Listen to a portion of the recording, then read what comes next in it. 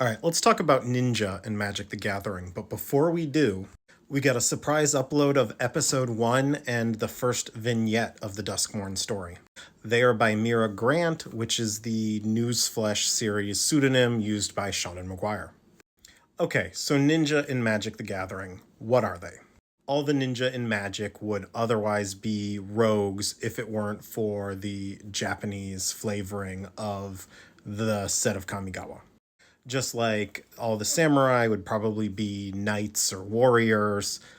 Similarly, Higure is a ninja, not a rogue. Now, in the original Kamigawa block, we got ninjas in both blue and black, which I think makes a lot of sense. There's a lot of like modern mythology built up around ninja, but in large part they were spies, saboteurs, things like that.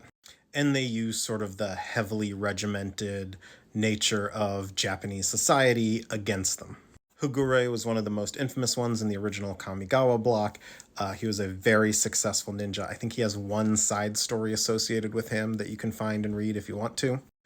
But the other ninja were the black aligned ones. Typically, they were the Nezumi, the rat folk ones, and specifically the Okiba gang.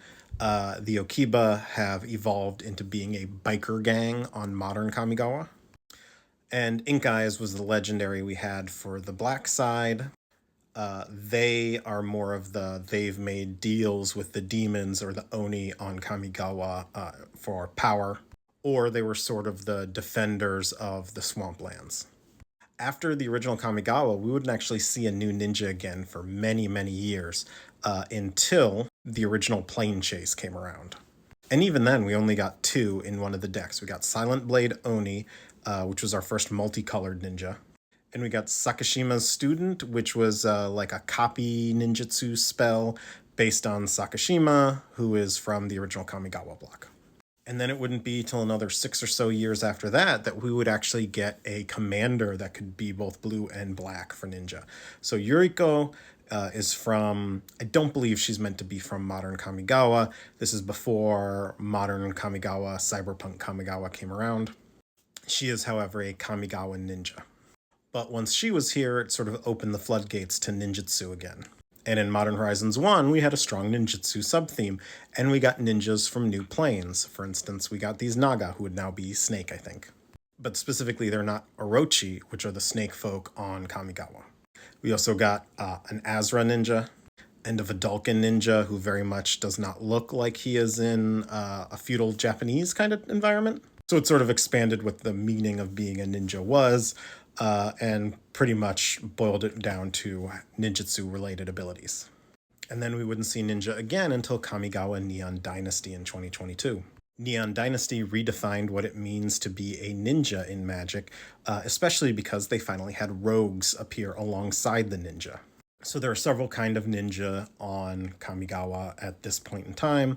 You have the futurists, who typically use them as corporate espionage. You have the Nezumi lineage here, although I should note Nashi's type is all over the place. Every card, he has a different job.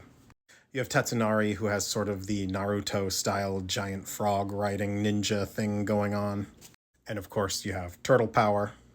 And the Order of Jukai has their own ninja. Those are the naturalists who live around Boseiju, the big tree in the middle of the city of Towashi.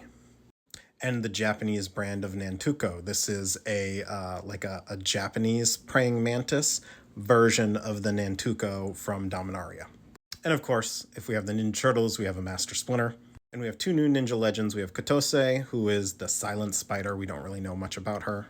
And we have Satoru Umezawa, who is part of this big Umezawa lineage. I've talked about it a lot in the past. He was just in Outlaws of Thunder Junction, and he is another great ninjutsu commander.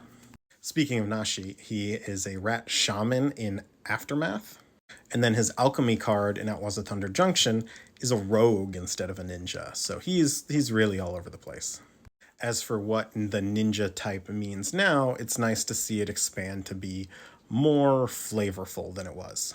Instead of just being Kamigawa's version of rogue, it's now something that has to do with the ninjutsu ability. Or flavorfully, someone who is employed specifically as this highly skilled ninja type. As to whether or not I think ninja should be a type distinct from rogue, I've gone back and forth over the years.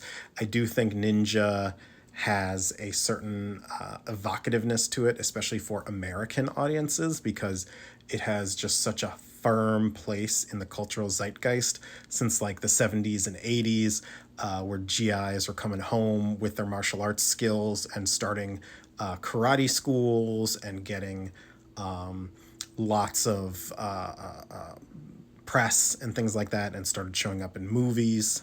The way I choose to look at it is this: like, technically, there's not much that separates a warrior, a soldier, and a knight. You know, magic typically defines them a little bit differently, but there's a lot of overlap there. In the same way, I think rogue can sustain similar types as long as they're flavorfully evocative. Anyway, that's ninjas. Let me know if you want me to add something to my list. I'm still working my way through it. I will talk about Duskmorn when there is more to talk about.